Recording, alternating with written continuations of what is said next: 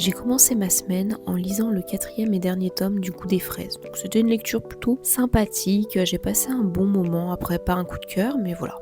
Et puis regardez Ishin. Je crois avoir vécu pour ce moment en fait. Mardi, mercredi et jeudi, je n'ai rien lu, mais j'ai voulu faire une petite citronnade avec les beaux jours qui arrivent et tout, c'est sympa. Et puis surtout pour célébrer le Honey Lemon Soda Day. Spoiler alerte, elle était très bonne. Vendredi, j'ai terminé Jardin secret avec les tomes 7 à 10. Il traînait dans ma palle depuis quelques temps, non pas parce que je n'aimais pas la série, mais d'une certaine façon, je ne voulais pas quitter les personnages et l'histoire. J'attendais donc le bon moment pour la finir, et que dire, j'ai passé un excellent moment. Jardin secret, c'est vraiment cette série toute douce comme un rayon de soleil en plein cœur de l'hiver et qui nous émeut sans prévenir. Il n'y a pas d'énormes enjeux, mais les personnages évoluent agréablement. Puis j'ai enchaîné sur le tome 5 de My Happy Marriage. Donc c'était un tome très sympathique à lire, je l'ai lu d'une traîne je crois. Après ce qui est étrange en fait, c'est que je suis l'animé en parallèle et comme on est en avance, ça fait bizarre. Samedi, je n'ai rien lu, alors pour me rattraper, dimanche, j'ai lu 2 tomes. J'ai commencé avec le tome 2 des Noces des Lucioles, donc une histoire toujours aussi sympathique, avec un héros assez barré, mais l'héroïne, j'aime beaucoup son caractère